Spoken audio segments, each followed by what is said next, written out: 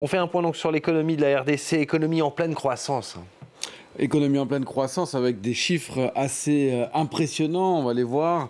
6,2% de croissance en 2021, presque 9%, 8,9% très exactement en 2022, l'année dernière. 6,8% prévu cette année par la Banque mondiale et l'année prochaine devrait être tout aussi bonne avec plus de 7% prévu également par la Banque mondiale. Et cette forte croissance, elle est due à un secteur en particulier, Christophe. Le secteur minier. Il faut savoir que le sous-sol de cet immense pays de plus de 2 millions de kilomètres carrés, deuxième plus grand pays d'Afrique derrière l'Algérie, est extrêmement riche. On y trouve de l'or, des diamants, on y trouve également de l'uranium, du plomb, du manganèse et puis surtout aussi du cuivre. C'est le premier producteur d'Afrique de cuivre, premier producteur mondial de cobalt. 70% de la production mondiale de cobalt se trouve en RDC. On l'a vu particulièrement dans le sud des pays, sur ces petits points verts qu'on a vus sur la carte autour de la ville de Kolwezi. L'exploitation de tous ces minerais représente près de la moitié du produit intérieur brut, 95% des exportations, ce qui est absolument immense, et 25% des emplois. Le problème, c'est que ces revenus, ils ne profitent pas à toute la population congolaise.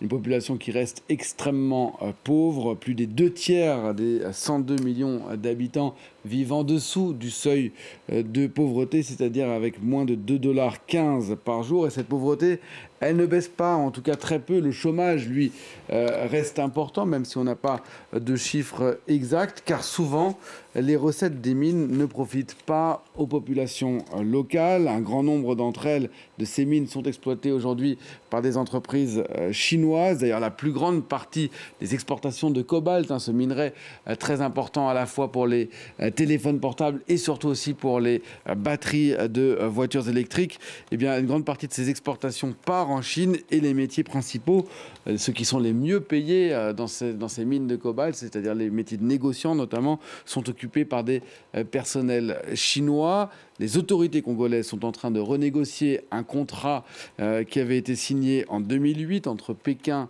et Kinshasa, un contrat sous forme de troc, d'un côté du cobalt et du cuivre, de l'autre des infrastructures, un contrat qui aujourd'hui s'avère extrêmement défavorable à la RDC, d'abord parce que les bénéfices pour les entreprises chinoises sont bien plus importants que les 6 milliards de dollars d'infrastructures qui avaient été promis, et surtout sur ces 6 milliards de dollars d'infrastructures, eh bien seul moins d'un tiers a été honoré. S'ajoute à cela de la corruption, à la fois dans ce domaine des mines, mais aussi plus généralement dans l'économie de la RDC. Une corruption très importante. On le voit ici sur cet indice de corruption de l'ONG Transparency International, 166e pays sur 180.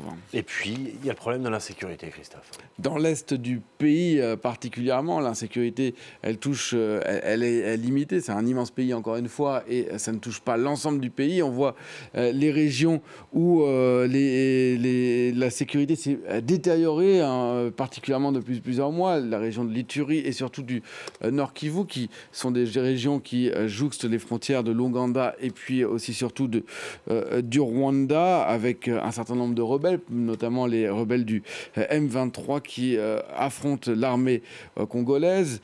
C'est aussi une région de Grands Lacs où il y a des intérêts économiques importants, corruption, sécurité, tout cela évidemment risque de refroidir un certain nombre d'entreprises d'investir. Je disais que cette région, notamment du Nord Kivu, elle est importante par son sous-sol de nouveau. On y trouve notamment du coltan, qui est un minerai dont on extrait du tantal, qui va servir à l'industrie aéronautique, notamment pour fabriquer des réacteurs. Et puis aussi, il y a des hydrocarbures dans cette région des Grands Lacs, dans le lac Kivu par exemple, des hydrocarbures, du gaz, du pétrole, que les autorités aimeraient bien davantage exploiter. Elles ont lancé récemment un appel d'offres pour exploiter ces hydrocarbures, histoire de diversifier aussi les ressources économiques, mais seuls 3 blocs sur 27 pour l'instant ont été distribués.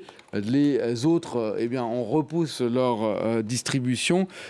Ces projets, au-delà de la situation sécuritaire, suscitent aussi des vives inquiétudes environnementales, des ONG environnementales, alors que, eh bien, on vient de terminer la COP28 et que les préoccupations climatiques sont importantes. La région de ce Nord Kivu, elle abrite l'une des les plus vastes forêts tropicales du monde, à cheval sur plusieurs pays, et la première tourbière tropicale du monde même, c'est-à-dire c'est un puits de carbone absolument essentiel pour la planète.